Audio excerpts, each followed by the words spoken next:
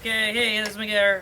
So we're gonna do the second fender to heatsink mount clearance test right now. Okay, so I finally got my Sauron Lightbeat running again and a whole bike again. So I got it back on the trailer, and I took it for a test ride today. It's all good, fully mission capable. So we're gonna go do our second clearance fender test. So.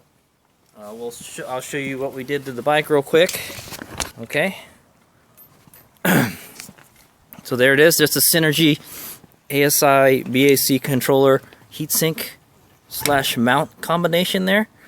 So what Heatsink did was he shortened the spacer by half. Okay, we cut it in half and we put shorter bolts on. Okay.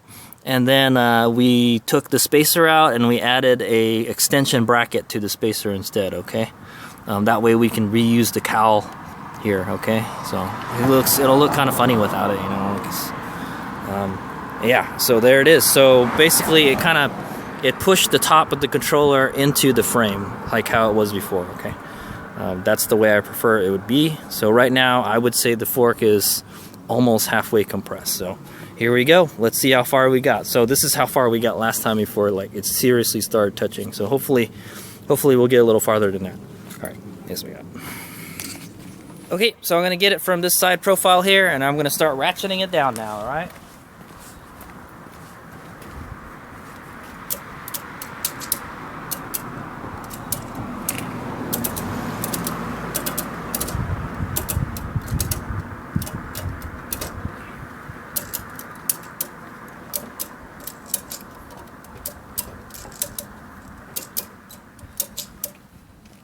Ooh, it's getting close already.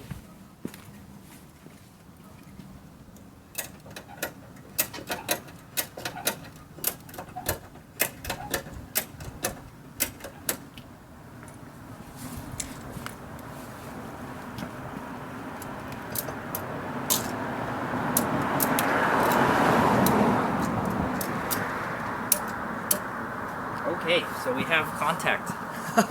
Pretty much exactly where it contacted before, because I can see the rubber band. The rubber band like right here.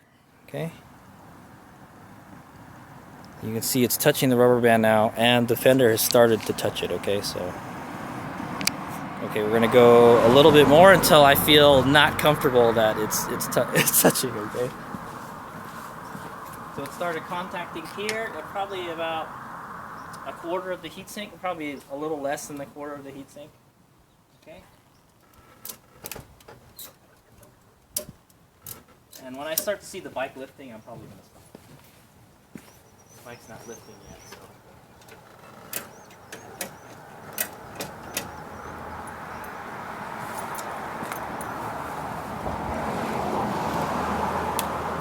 Oh, okay, there we go. Now it's lifting.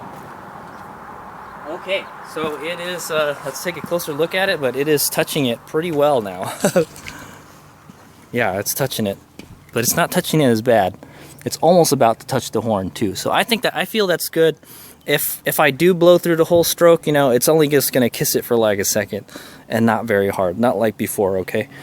Definitely we got much farther than we did before. We almost got through the whole stroke, so I don't know if that's bottomed out or not, but I saw the rear wheel lifting, so I was like, okay, it's fine. It's the time to stop. It's time to stop ratcheting it down. So I'm pretty happy with that. I think I'll be happy with that off road. Maybe when I get it back on the trailer, when we go dirt biking with the dirt wheel, we'll do a quick test with the dirt wheel on there. But I'm pretty sure if the dirt wheel is on there, it's not gonna. If this kind of clears this, the dirt wheel won't touch it. The dirt wheel is it's like over here, so it definitely won't touch. So that's good.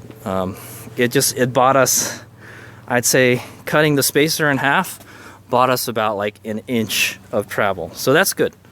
Because before it was like it was like way down here. Okay, it was like double this stroke here, and it was touching pretty bad, and I was afraid it was going to crack the fender. So yeah, I think that'll be okay. If I do bottom it out pretty bad, I don't think it'll break the fender. So it'll kiss it, it'll touch it, it'll kiss it a little bit, so it'll leave a mark. So I think it'll be fine.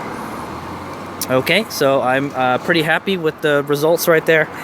It would be nice if it didn't touch at all, but it does, unfortunately. But it does at like the very end of the stroke, okay?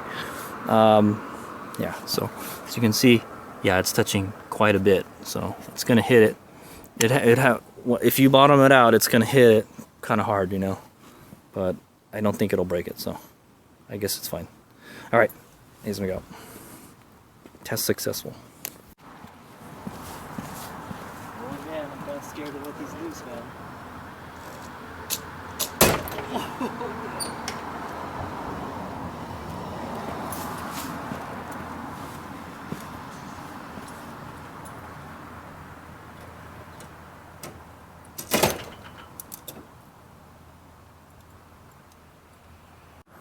Alright, so if you guys are wondering what the trajectory of the fender is when the suspension moves, I think it